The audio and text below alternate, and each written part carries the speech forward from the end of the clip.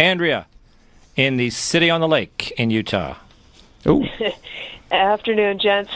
First of all, Mike, I want to say my pal Aaron Lindsay just thinks that you're great. And my question would be not so much the political leanings of the higher-ups of the FBI, like Peter Strzok or however you say his name, but just that he engaged in such wildly negligent behavior. I mean, wasn't he texting all this on a company phone? I mean, even with the pedestrian knowledge that I have of tradecraft, seems like you'd want to use a burner or something like that.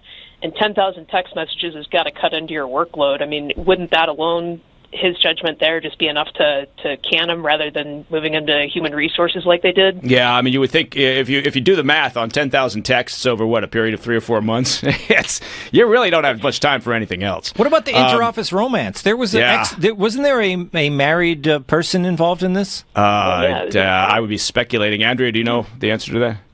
Yeah, well, they've from what I've seen, they've talked about it as being an affair, and then they transferred into human resources. And also, I wanted to know how you would think this would affect the wanker gap in the sprockets. Yeah, well, the sprocket numbers are down decidedly when it comes to confidence in the Bureau on the average American's part. But, you know, if you look at the wanker graph, I think there is a chance that the first quarter numbers for 2018 could go up.